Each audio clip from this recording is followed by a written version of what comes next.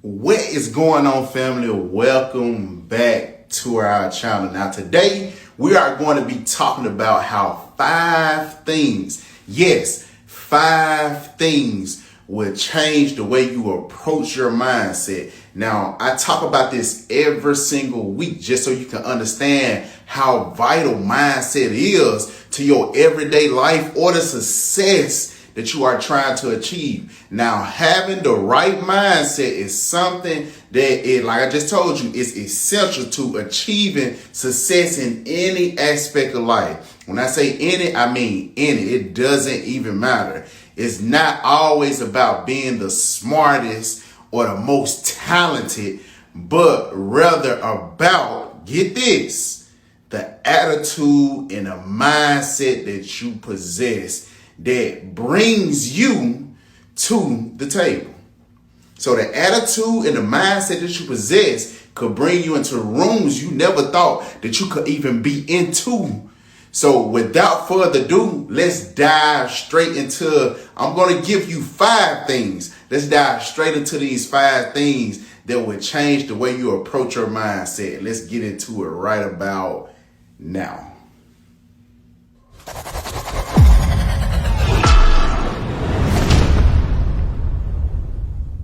How is everyone doing? Super excited and fired up to be here talking with each and every last one of you all. But y'all know how I like to start this thing out. Do 1 of 3 things for me right now. I need you to like, share, and comment because you never know who might needs to hear this. And the whole purpose of me coming to you each and every week is to become the river and not the reservoir. So that's to provide you all with value so you can go out there and provide value to others. Now, how I wanted to start this thing off is giving you 5 tips that could help you with your mindset. Now, y'all know mindset to me is the biggest thing in this world. If you want to achieve any type of level of success, mindset is the first thing that you have to go to. And these 5 things I know for a fact will help you in a dramatic way, especially in changing the way you approach your mindset. So let's just hop straight into this. Now I know number 1 being, pay attention to it now. Number 1 being is the positive self-talk. You have to have some type of positive self-talk with yourself. Now, the more positive that you talk to yourself, the better results that you will have in the end. Now, often, peep this. I know we tend to be our own worst critics. I just had an event with one of my mentees, and I was telling him how good that he did when he did perform, but he was his own self-critic, his own worst self-critic. He was so caught up in his head by telling himself all the things that he noticed that he did wrong, that he failed to look at all the things that he did good.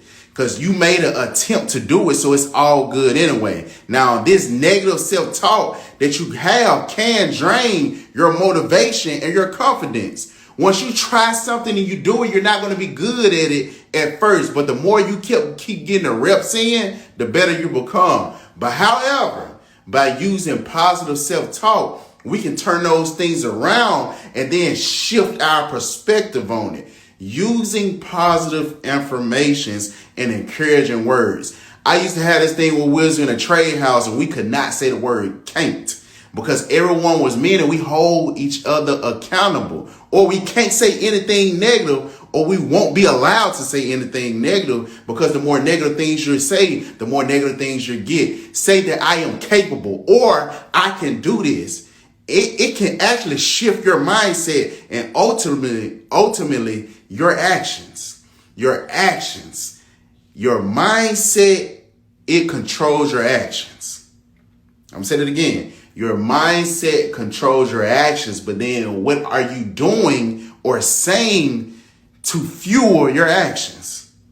Number 2, growth mindset. I know you hear me talk about this week after week after week. You have to develop the growth mindset. the more fixed your mindset is, the more you'll stay exactly where you are. Now, I'm telling you, having a growth mindset isn't pretty, because this means you embracing the challenges and believing that failure is an opportunity for growth.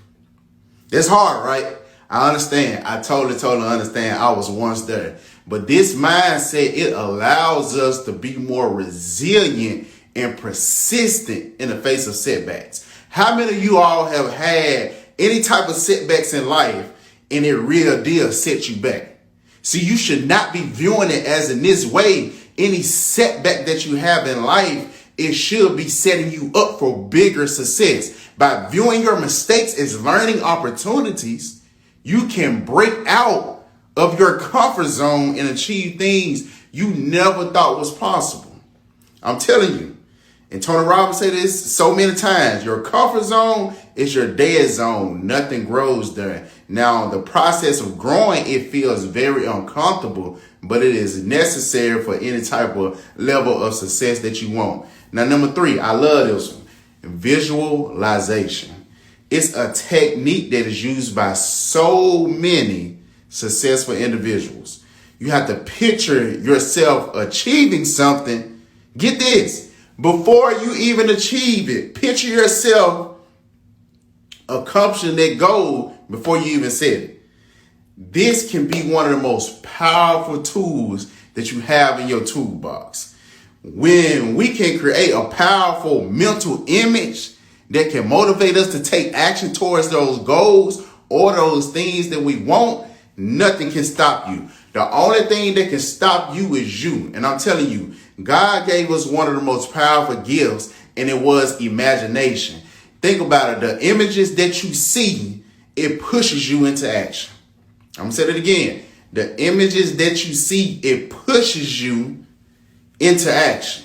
Now, I know one thing about visualization, it can help us stay more focused on the things that we want or the goals that we are setting. And it can boost our confidence, because once you see yourself already there or performing at the level that you want to perform at, guess what? It automatically boosts your confidence. And I'm telling you, you can achieve any success when you can visualize yourself already there. So now once you get there, it's no surprise. I already was here mentally. I'm telling you, everything begins and ends in the mind. But the thing is, the question is, what is your mindset on? Number 4, gratitude. You should always have an attitude of gratitude. Now, I know that sometimes we can get caught up in things that we don't have or haven't achieved yet. I've done been there. I feel like I haven't met that bar or that standard for myself, and I get to putting myself down. You have to stop doing that. Do not be hard on yourself. Just do the hard work. However, by focusing on what we do have and expressing gratitude, we can pretty much cultivate a more positive and abundant mindset. Now, I know gratitude can help us appreciate the small things, but stay mindful and basically lead you to a happier life. I have never seen anybody have gratitude and be unappreciative at the same time. You can't be sad and happy at the same time. It just doesn't work like that. It's either or. But with me, I will always say choose the better option. Why not choose gratitude when you have so much to be thankful for? Number 5, mindfulness. Lastly, this is why I wanted to put this last, because this is something that can have a significant impact on the mindset that you possess. By being present in the moment and non-judgmental of your thoughts and your feelings, this is very, very major, because now you can pretty much cultivate a sense of inner peace and tranquility with yourself, the choices that you make, the progress that you are doing, or even the setbacks that come up in your way. This is one of the things that can help us manage our stress better. How many of you all have been through a stressful situation? Everybody. Your hand should be raised up, because you got to think about it. Everything that you go through is not going to feel good in the beginning, but you get something good out of it. You have to be able to improve your own emotional intelligence. That's going to be one of the biggest factors that you have in this life. You have to be able to mold yourself to be more emotionally intelligent, because the more intelligent, most emotionally intelligent you are, it leads to a more fulfilling life, because now you know what triggers it, how can you alter it, and then how can you change whatever emotion that you have coming up that doesn't align with your goals or anything else that you want to achieve. So there you have it. Those are the 5 things that can change the way that you approach your mindset. Now I'm telling you, hope you took something from it. But one thing I do know, by incorporating these practices into your daily life, you can unlock your full potential to achieve success in whatever it is that you want to do. And get this, I believe in you. I want everybody to remember that your mindset is your creation. So make it great. I'm somewhere believing in you.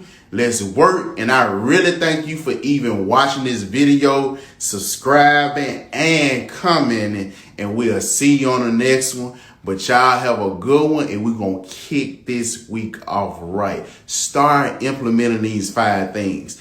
Even if you're doing that one at a time, just start. That's the blessed place for you to be, because you have to start in order to be great. You don't have to be great in order to start. All right, y'all have a good one, superstars.